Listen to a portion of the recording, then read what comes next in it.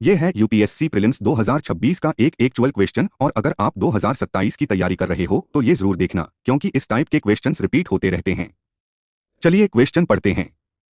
Pleistocene period में एक assertion दी गई है कि या तो यमुना कभी इंडस रिवर में फ्लो करती थी या फिर सतलुज यमुना में फ्लो करता था, और इनमें से किसी एक रिवर ने अपना कोर्स गंगा से इंडस की तरफ शिफ्ट किया था या फिर वाइस वर्सा। अब सवाल यह है, इस असर्शन का बेसिस क्या है? नीचे दिए स्टेटमेंट्स में से कौन सा सही है? स्टेटमेंट 1 ऋग्वेद का नदी सूक्त। स्टेटमेंट 2 सतलुज और यमुना की एक्सप्लोरेशंस जो रॉबर्ट ब्रूस फूट ने की थी। स्टेटमेंट 3 इंडस और गंगा दोनों रिवर सिस्टम्स में सेम स्पीशीज की डॉल्फिन्स का पाया जाना। अब ऑप्शंस भी ध्यान से सुनिए। अगर आपको लगता है सिर्फ स्टेटमेंट 1 सही है तो आंसर होगा ऑप्शन ए। अगर सिर्फ स्टेटमेंट 2 सही लगता है तो आंसर होगा ऑप्शन बी। अगर स्टेटमेंट 1 और 2 दोनों सही लगते हैं तो आंसर होगा ऑप्शन सी। और अगर सिर्फ स्टेटमेंट 3 सही है तो आंसर होगा ऑप्शन डी। सही जवाब है ऑप्शन डी, यानी सिर्फ स्टेटमेंट 3। अब इस कॉन्सेप्ट को स्टेप बाय स्टेप समझते हैं। सबसे पहले बात करते हैं प्लीस्टोसीन एपॉक की। ये पीरियड लगभग 26 लाख साल पहले शुरू हुआ था और करीब 11,700 साल पहले खत्म हुआ। ये अर्थ की हिस्ट्री का एक ऐसा फेज था जब बहुत बड़े जियोलॉजिकल चेंजेस हो रहे थे। इस दौरान हिमालयन फोरलैंड में लगातार नियोटेक्टोनिक एक्टिविटी चल रही थी। मतलब हिमालय लगातार अपलिफ्ट हो रहा था, जमीन का आइसोस्टैटिक एडजस्टमेंट हो रहा था, और इन सबका डायरेक्ट इम्पैक्ट रिवर्स के फ्लो पर पड़ रहा था। इसी वजह से रिवर्स बार बार अपना कोर्स चेंज कर रही थीं। जियोमॉर्फोलॉजी में इसे फ्लुवियल रीऑर्गेनाइजेशन कहते हैं। इस पीरियड में 3 इंपॉर्टेंट प्रोसेसेस बार बार देखने को मिलती हैं। एवल्शन, जहां रिवर अचानक नया चैनल चुन लेती है। स्ट्रीम पायरेसी या रिवर कैप्चर, जहां एक रिवर दूसरी रिवर का ड्रेनेज एरिया कैप्चर कर लेती है। और ड्रेनेज रिवर्सल, जहां रिवर के फ्लो की डायरेक्शन ही बदल जाती है। ये सब चेंजेस रैंडमली नहीं हुए थे। इनके पीछे मेजर रीजन था इंडो गैंगेटिक प्लेन का धीरे धीरे टिल्ट होना और अरावली दिल्ली रिज सिस्टम का शिफ्ट होना। इन टेक्टोनिक मूवमेंट्स ने पूरे ड्रेनेज नेटवर्क को रीऑर्गेनाइज कर दिया। इसी जियोलॉजिकल एविडेंस के बेसिस पर कई जियोमॉर्फोलॉजिस्ट्स का मानना है कि पैलियो यमुना और पैलियो सतलुज कभी घग्गर-हकरा पेलियो चैनल की ट्रिब्यूटरीज थीं। इसी पेलियो चैनल को कई स्कॉलर्स प्रोपोज्ड वैदिक सरस्वती रिवर सिस्टम से कोरिलेट करते हैं। बाद में जब टेक्टोनिक टिल्टिंग हुआ तो पैलियो यमुना ईस्ट की तरफ डाइवर्ट होकर गंगा रिवर सिस्टम का हिस्सा बन गई, जबकि पैलियो सतलुज वेस्ट की तरफ डाइवर्ट होकर इंडस रिवर सिस्टम में शामिल हो गई।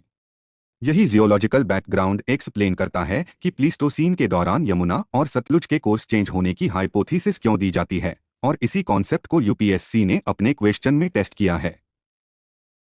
चलिए सबसे पहले स्टेटमेंट 1 को डिटेल में समझते हैं।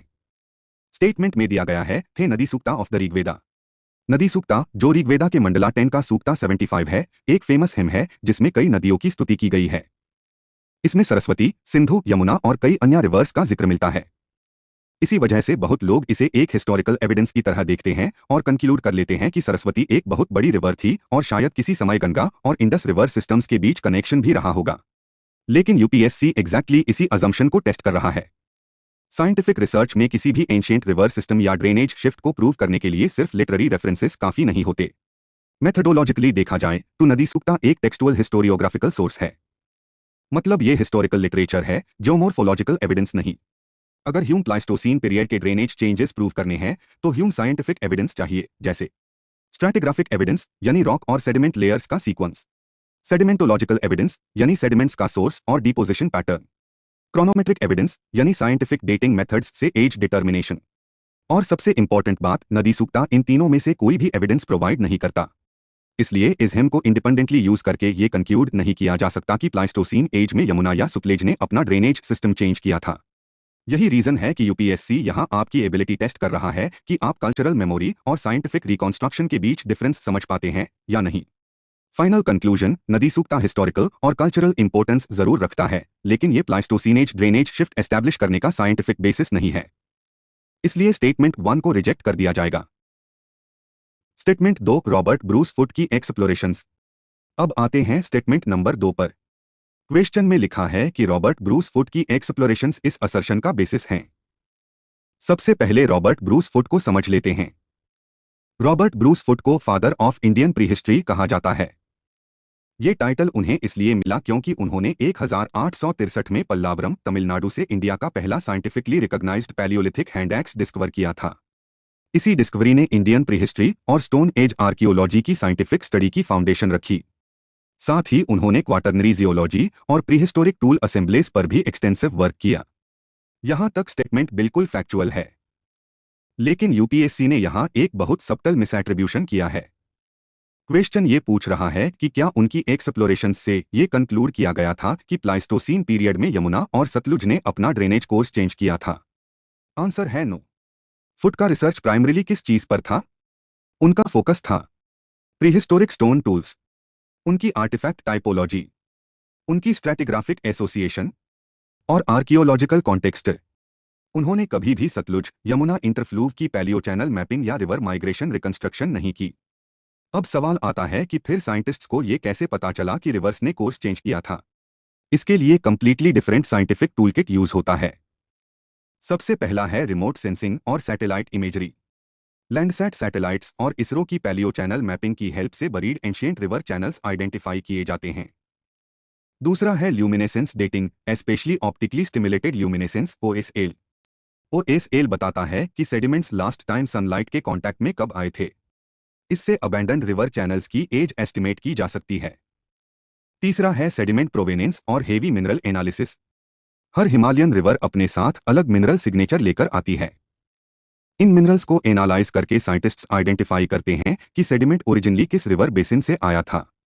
और सबसे एडवांस्ड टेक्निक है isotopic geochemistry, specially strontium SR और नियोडिमियम एनडी आइसोटोप्स। ये आइसोटोपिक फिंगरप्रिंट्स सेडिमेंट्स को उनके ओरिजिनल पेरेंट कैचमेंट्स से मैच करने में हेल्प करते हैं। इसी बेसिस पर रिसर्चर्स रिकंस्ट्रक्ट करते हैं कि एंशिएंट रिवर्स का फ्लो डायरेक्शन क्या था और कब ड्रेनेज रिऑर्गेनाइजेशन हुई। तो ध्यान रखिए, रॉबर्ट ब्रूस फुट का कंट्रीब्यूशन इंडियन आर्कियोलॉजी के लिए एक्स्ट्राऑर्डिनरी है, लेकिन उनका काम पैलियो चैनल मैपिंग या सतलुज यमुना ड्रेनेज रिकंस्ट्रक्शन का साइंटिफिक बेसिस नहीं है। ये रिकंस्ट्रक्शन मॉडर्न जियोसाइंस टेक्निक्स पर बेस्ड है, ना कि रॉबर्ट ब्रूस फुट की एक्सप्लोरेशंस पर। Final conclusion, statement 2 rejected. Statement 3 presence of the same dolphin species in Indus and Ganga systems. अब आते हैं स्टेटमेंट 3 पर, और ऑनेस्टली अगर इस पूरे क्वेश्चन का साइंटिफिक बैकबोन कोई है तो वो यही स्टेटमेंट है। क्वेश्चन कह रहा है कि प्लाइस्टोसीन पीरियड में शायद यमुना कभी इंडस सिस्टम का हिस्सा थी या सतलुज ने अपना कोर्स बदला था। मतलब किसी समय इंडस और गंगा ड्रेनेज सिस्टम्स के बीच हाइड्रोलॉजिकल कनेक्टिविटी एग्जिस्ट करती थी। यूपीएससी पूछ रहा है, इसका एविडेंस क्या है? सबसे स्ट्रॉन्ग एविडेंस मिलता है फ्रेशवाटर डॉल्फिन्स से। देखिए, प्लैटानिस्टा जीनस के फ्रेशवाटर डॉल्फिन्स आज भारत और पाकिस्तान में दो जियोग्राफिकली आइसोलेटेड पॉपुलेशंस के रूप में मिलते हैं। पहली पॉपुलेशन है प्लैटानिस्टा गैंगेटिका गैंगेटिका, जो गंगा ब्रह्मपुत्र रिवर सिस्टम में पाई जाती है। दूसरी पॉपुलेशन है प्लैटानिस्टा गैंगेटिका माइनर, जो इंडस रिवर सिस्टम में पाई जाती है। आज टैक्सोनॉमी के हिसाब से इन्हें सब स्पीशीज क्लासिफाई किया जाता है, ऑल्थो पहले इन्हें अलग स्पीशीज भी माना गया था। अब सवाल उठता है कि अगर ये दोनों अलग रिवर सिस्टम्स में रहते हैं तो इनके बीच रिलेशनशिप क्या है? यहीं पर जेनेटिक्स का रोल शुरू होता है। साइंटिस्ट्स ने मॉलिक्यूलर फाइलोजेनेटिक स्टडीज की, स्पेशली माइटोकॉन्ड्रियल डीएनए सीक्वेंसिंग का यूज करके। रिजल्ट बहुत इंटरेस्टिंग था। रिसर्च ने दिखाया कि दोनों पॉपुलेशंस का रिसेंट कॉमन एंसेस्टर था। मतलब इवोल्यूशनरी पॉइंट ऑफ व्यू से ये दोनों कभी एक ही एंसेस्ट्रल लिनिएज का हिस्सा थे। अब अगला लॉजिकल क्वेश्चन आता है, ये एंसेस्ट्रल पॉपुलेशन एक रिवर सिस्टम से दूसरे रिवर सिस्टम तक पहुंची कैसे? क्या ये समुद्र के थ्रू माइग्रेट कर गई? आंसर है बिल्कुल नहीं। और इसके पीछे एक बहुत इंपॉर्टेंट बायोलॉजिकल रीजन है। प्लैटानिस्टा एक ऑब्लिगेट फ्रेशवाटर टैक्सॉन है। इसका मतलब ये डॉल्फिन सिर्फ फ्रेशवाटर एनवायरनमेंट में सर्वाइव कर सकती है। ये मरीन वाटर में डिस्पर्सल नहीं कर सकती। इसलिए ओशैनिक माइग्रेशन की पॉसिबिलिटी प्रैक्टिकली रिजेक्ट हो जाती है।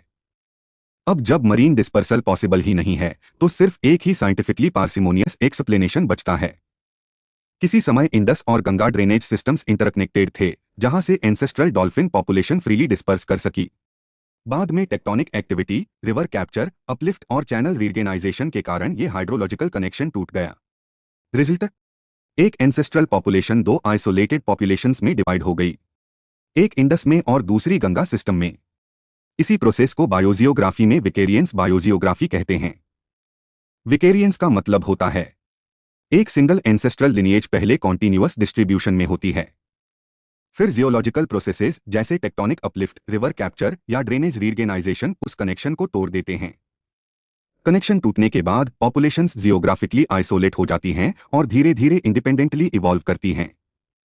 यही एग्जैक्टली प्लेटानिस्टा डॉल्फिन्स के साथ हुआ माना जाता है।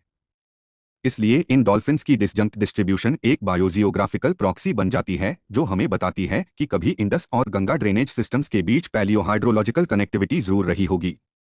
और इसी वजह से यूपीएससी ने स्टेटमेंट 3 को करेक्ट एविडेंस माना है।